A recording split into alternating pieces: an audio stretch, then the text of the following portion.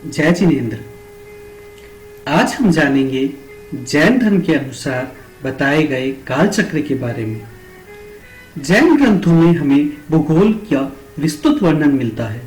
काल चक्र या टाइम साइकिल भी जैन धर्म में बड़े विस्तृत तरीके से बताया गया है।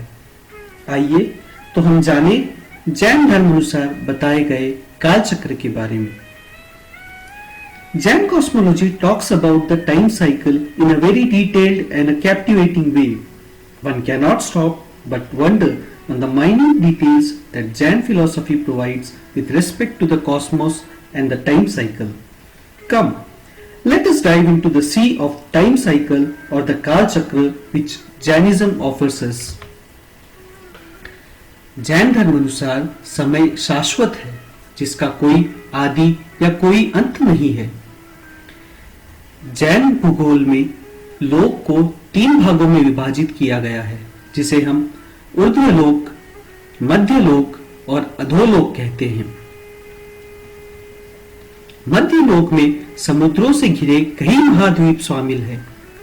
हम मध्यलोक के जम्बू द्वीप स्थित भरत क्षेत्र में रहते हैं।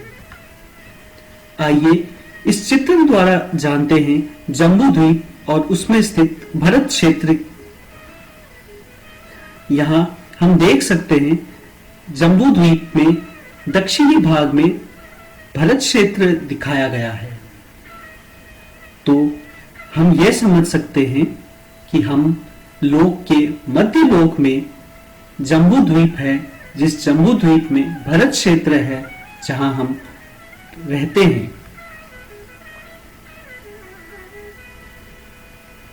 भरत क्षेत्र और ऐरावत क्षेत्र में समय का शाश्वत चक्र चलता है, जिसे काल चक्र कहते हैं। जैन दर्शन में काल चक्र को 2 भागों में बांटा गया है, उत्सर्पिणी काल और अवसर्पिणी काल। यह निरंतर एक के बाद एक आवर्तन करते हैं।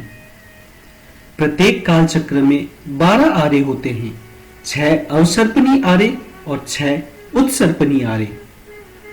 अवसर्पिणी या गिरता काल वह काल है जिसमें जीवित प्राणियों की आयु, शक्ति, कद और सुख में निरंतर गिरावट होती है। वहीं उत्सर्पिणी काल में जीवित प्राणियों की आयु, शक्ति, कद और सुख में निरंतर वृद्धि होती है। पहला आरा सूक्ष्म सूक्ष्म। पहले आरे की अवधि 4 कोड़ा कोड़ी सागरोपम बताई गई है।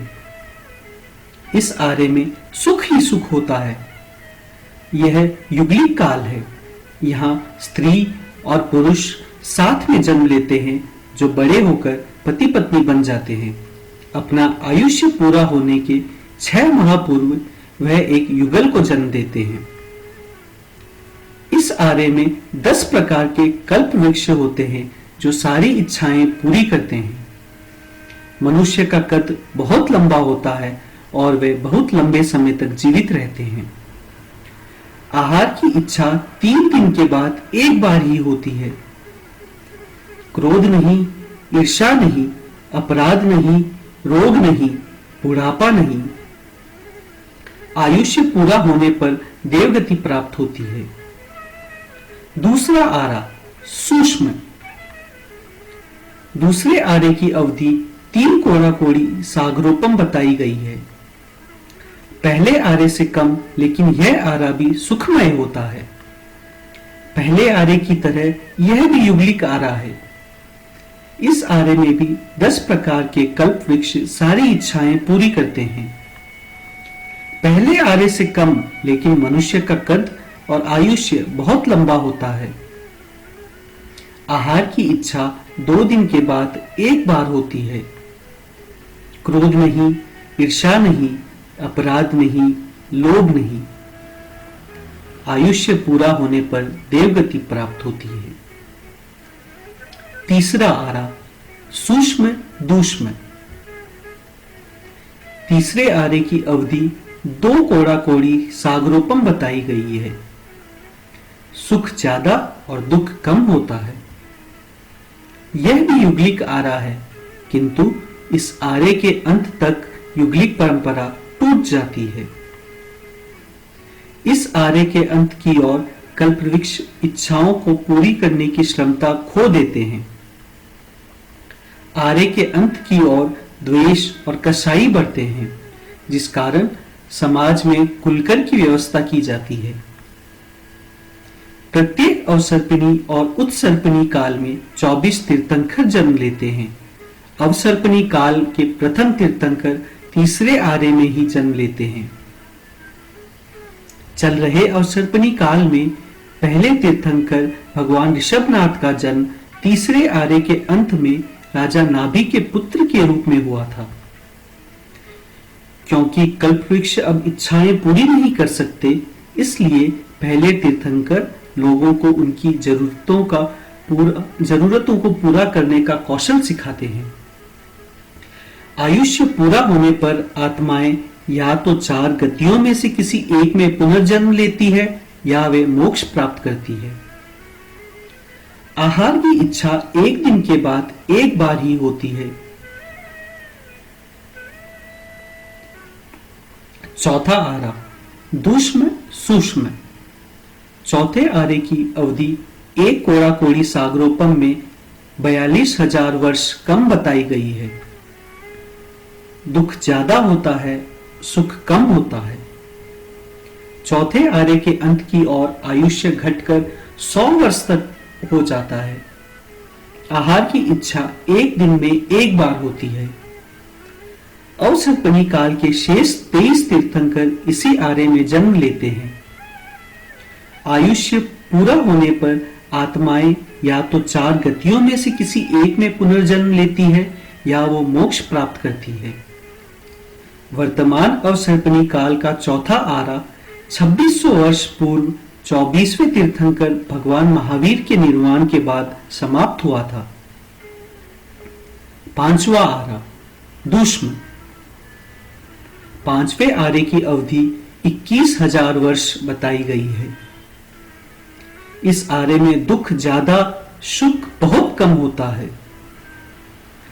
पांचवें आरे के अंत की ओर आयुष्य घटकर 20 वर्ष तक हो जाता है।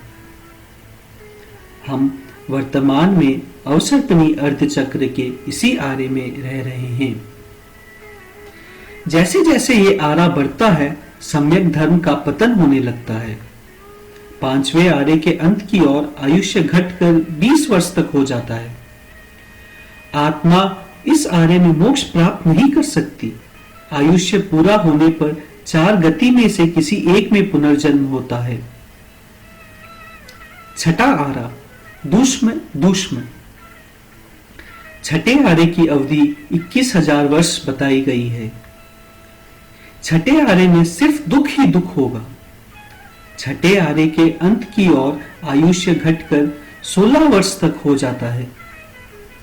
अधिकांश लोग मांसाहारी होंगे और सामाजिक संरचना नष्ट हो जाएगी। दिन बहुत गर्म होते हैं और रातें बहुत ठंडी होती है। नदियों में पानी बहुत कम होगा। आत्मा इस आरे में मोक्ष प्राप्त नहीं कर सकती।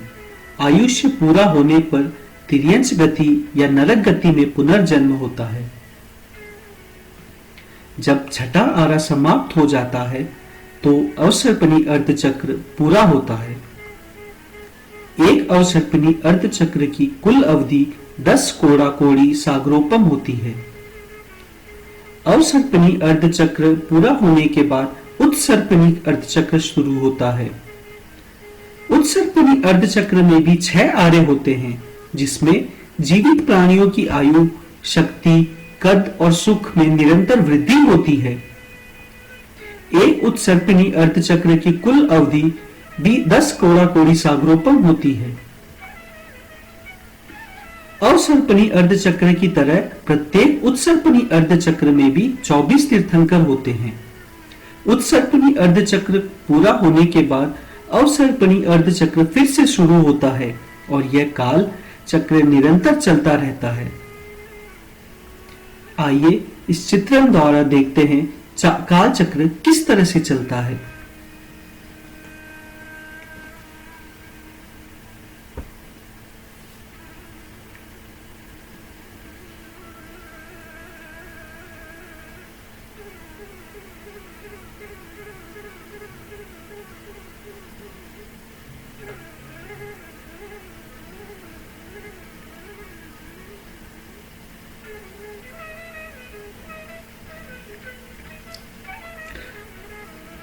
आशा है जैन धर्म अनुसार बताए गए काल चक्र का विवरण करने में सक्षम रहा हूं।